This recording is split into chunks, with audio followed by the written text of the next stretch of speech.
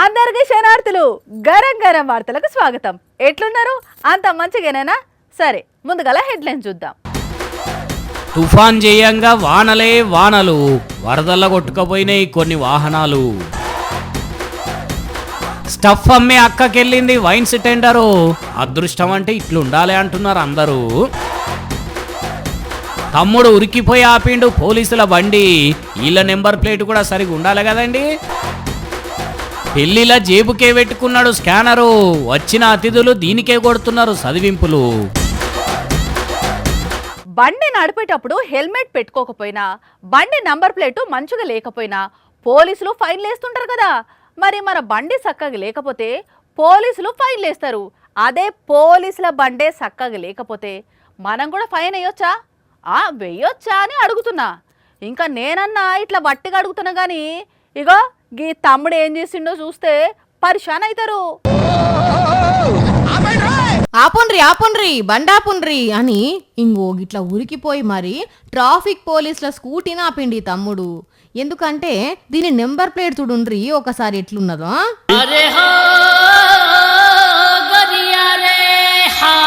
మా బండ్లకు number plate మంచిగా లేకపోయినా సగం నెంబర్ కనబడ్డా ఫైన్లు వేస్తారు. మరి మీరు నడిపే బండికి నెంబర్ ప్లేట్ ఎందుకు చక్కగా లేదు అని నడి రోడ్డు మీదనే నిలదీసిండు. ఇది మహారాష్ట్రలో ముచ్చట. అయితే అప్పుడు పోలీసులు ఇది మా బండి కాదు, సీజ్ చేసిన బండిని తీసుకుపోతున్నావు అని చెప్పిర్రు. మరి పోలీసుల బండి కానప్పుడు ఆ బండికి పోలీస్ స్టిక్కర్ ఎట్లున్నదనేది కొందరి అనుమానం. దీనికంటే ముందే ఈ తమ్ముడు హెల్మెట్ లేకుండా డ్రైవింగ్ చేస్తుండని చెప్పి బైక్ ఆపి ఈ పోలీసులే ఫైన్ వేసి స్కూటీ ఎక్కిర్రట. ఇంతల్నే ఈ నెంబర్ ప్లేట్ ఈ తమ్మునికి కనబడ్డ ఓలే ఆహా నాకేనా రూలు, వాళ్ళు కూడా పాటేయాలి కదా అని చెప్పి ఇట్లా ఎంటబడి మరీ నిలదీసిండు. ఇక ఈ తమ్ముని కథ గిట్లుంటే ఈ షెల్లె బైక్ డ్రైవింగ్ చూడుండ్రి.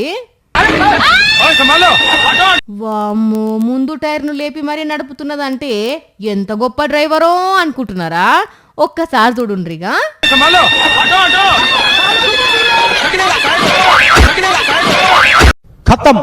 పెట్రోల్ బంకుల పనిచేసి ఒక 10 బంకులకు ఓనర్ అయినోళ్లను చూసినాం. బట్టల షాప్లో పనిచేసి పెద్ద షాపింగ్ మాల్నే 10-20 నడుపునోళ్లను చూసినాం. కిరాణా కొట్టులా పనిచేసి సూపర్ మార్కెట్ల దంతాను ఇప్పుడు జోరుగా చేస్తున్నోళ్లను చూసినాం. అంతెందుకు మెడికల్ షాప్లో పనిచేసి మెడికల్ కంపెనీలే పెట్టినోళ్లను కూడా చూసినాం కదా. అయితే ఇప్పుడు ఈ వార్త ఏందంటే అదృష్టం అంటే ఈ అక్కదేనుల్లా రాత్రికి రాత్రే కాలచక్రం గిర్రన తిరిగితే ఏకదంగా వైన్స్ దుకాణానికే ఓనర్ అయి కూస్తున్నది. ఇగో ఈడ పల్లీలు గుడాలేసే అక్క పేరు పావని. 2-3 ఏండ్ల సంది ఈ వైన్స్ దుకాణం ముంగట్నే నాన్ వెజ్, వెజ్ స్టఫ్, డిస్పో గిలాసులు అమ్ముకుంటున్నదట. అయితే మొన్నట్ల తెలంగాణలో వైన్ షాపులకు సర్కారు టెండర్లు పిలిచేసరికి ఇంకెన్ని రోజులు ఇట్లా షాప్ ముంగట పనిచేస్తాము, అదృష్టాన్ని పరీక్షించుకుందామని టెండర్ వేస్తే లక్కీగా లాటరీ తలిగి ఇప్పుడు ఓనర్ అయిపోయింది. 3 సంవత్సరాలుగా వేస్తూనే ఉన్నాం. ఈసారి మేము సిట్టింగ్ పట్టిన పక్కనే వైన్స్ రావడం జరిగింది. తమ్ముళ్ళు ఇద్దరు నేను కలిపి 7 వేసినాము. అందులో మాకు ఇది ఒకటి డ్రాలో వచ్చింది. జనగామ జిల్లా స్టేషన్ గన్పూర్లో ముచ్చటిది. మరి ఇప్పుడు స్టఫ్ దుకాణం ఎవరికన్నా కిరాయికి ఇస్తుందో లేకుంటే అటు షాపు ఇటు వైన్స్ 2 నడుపుతుందో కానీ వైన్స్ ముంగట పనిచేసి ఇప్పుడు వైన్స్కే ఓనర్ అయ్యిందంటే అదృష్టం ఎట్లున్నదో చూడండి. ఇక ఈ అక్క ముచ్చటి ఇట్లుంటే ఈ ఏపీ పిల్లగాడు అనిల్ కుమార్ బొల్లా యుఏఈలో లక్కీ డ్రా తగిలి 240 కోట్ల రూపాయలు గెలుచుకున్నాడు. ఇదంతా మా అమ్మ అదృష్టమే.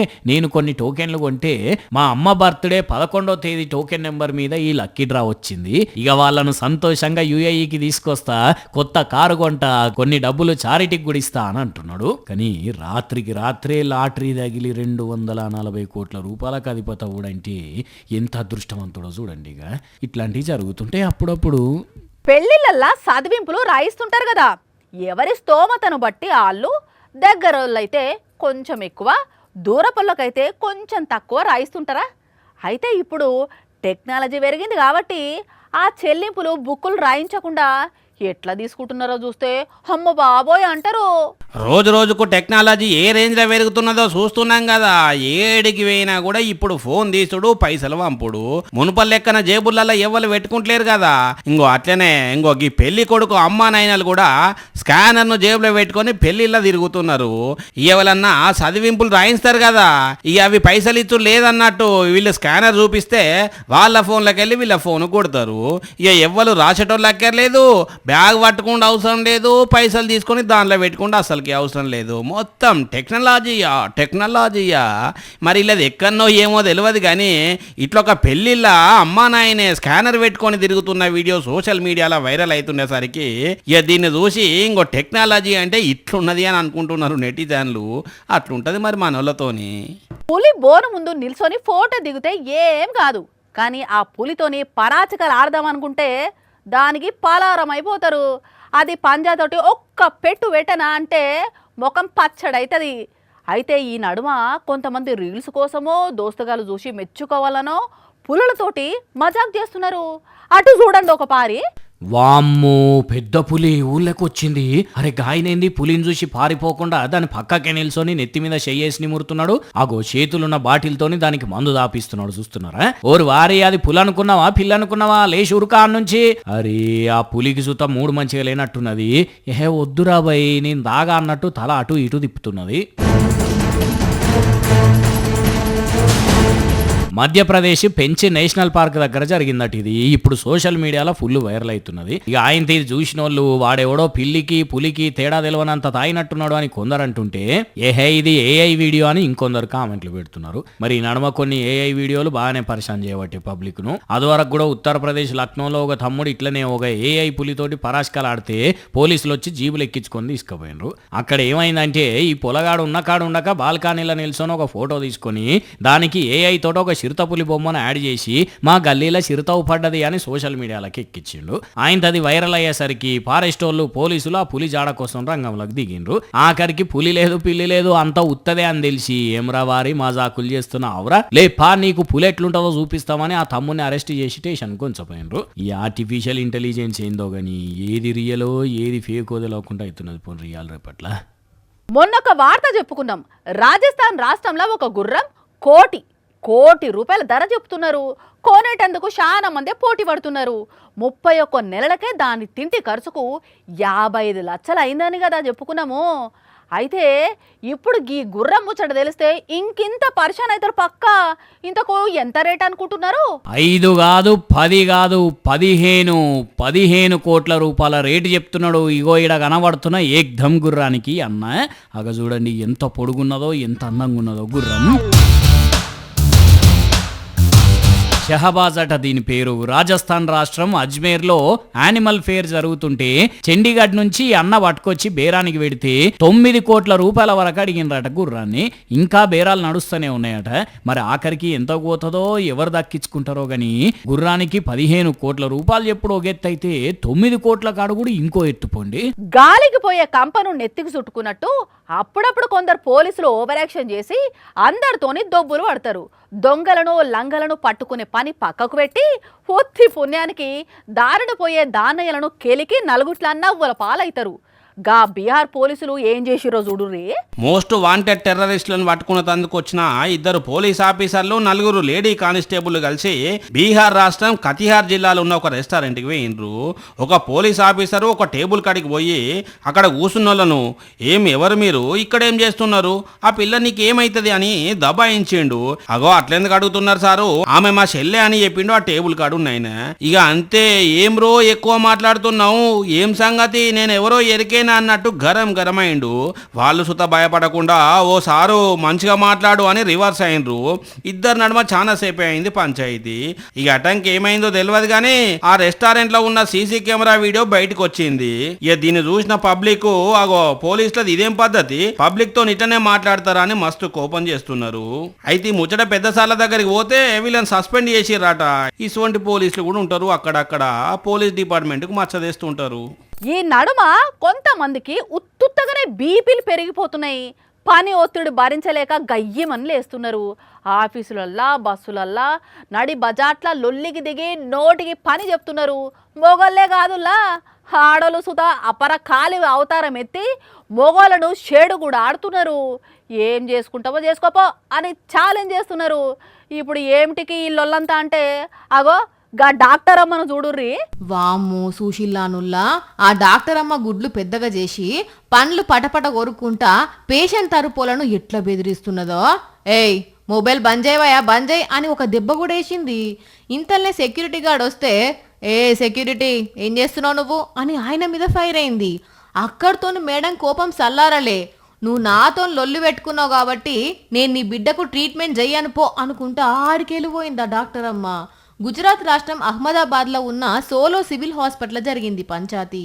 సోషల్ మీడియాలో ఈ వీడియో వైరల్ కాగానే మేము ఆ పేషెంట్ తరపును ఎంక్వైరీ చేసినాం కానీ ఆయన కంప్లైంట్ ఇచ్చేటందుకు ఒప్పుకోలే అని ట్వీట్ చేసిల్లు అహ్మదాబాద్ పోలీసులు.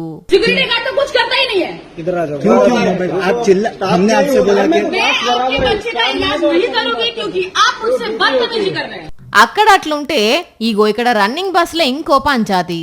గా అక్కకు స్పేస్ కావాలన్నట. అందుకే ఆమెకు చుట్టుముట్టు అడుగు దూరంలో ఎవ్వరు ఉండొద్దట. అందుకే గా అన్నను ఏందివయ్యా మీద మీద పడుతున్నావు జరుగు అసుంద జరుగు అని కసిరిచ్చి పెట్టింది. అరే ఏందాంటి ఏమైతుంది నీకు? నేనెక్కడున్నా నా చెయ్యి ఎక్కడున్నది నువ్వెక్కడున్నావు నన్ను జరుగుమంటున్నావేందని గా అన్న కూడా గట్టిగానే అరుచుకున్నాడు. రన్నింగ్ బస్సులో ఇద్దరు నడుమ పంచాయతీ చాలా సేపే అయింది.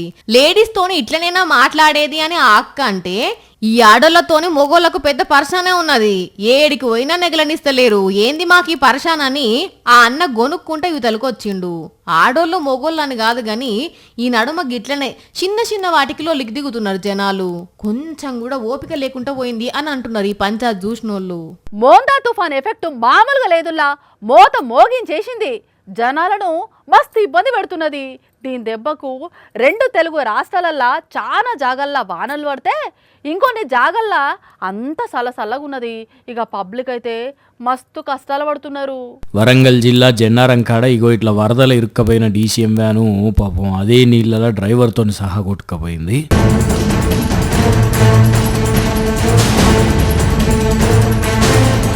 నల్గొండ జిల్లా దేవరకొండలేమో గురుకులం బడి దగ్గరికి నీళ్ళు వస్తే పిలగాండ్లు అంటే శాన తిప్పలబడ్డారు. ఇటు నాగర్ కర్నూలు జిల్లా లింగాల మండలం ఆవుసపల్లికుంట ఊర్లో వరద ఎక్కువ వచ్చేసరికి కారా వరదల్నే ఇరుక్కుంటే ఊరోళ్ళంతా కలిసిగా పాడినరు.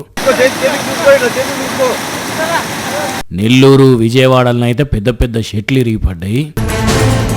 ఇంకా ఏపీలో చాలా చోట్ల కరెంటు స్తంభాలు పడిపోయి వైర్లు ఏడికాడికి తెగిపోయినాయి. ఇవే కాదు ఇంకా ఏపీలో చాలా చోట్ల ఏడ చూసినా నీళ్ళే. బస్టాండ్లలో కూడా నీళ్ళు వస్తే ప్రయాణికులు మస్తు ఇబ్బంది పడ్డారు. రైల్వే స్టేషన్లలో కూడా నీళ్ళు ఆగేసరికి కొన్ని రైళ్లు ఆగిపోయినాయి. చేతికొచ్చిన వరి పంట చాలా చోట్ల నేల కొరిగింది. కొన్ని జాగల్లో వడ్లు తడిసినాయి. అరటి చెట్లు గాలులకు ఇరిగిపోయినాయి. రైతులకు మస్తు అంటే మస్తు నష్టం చేసినాయి.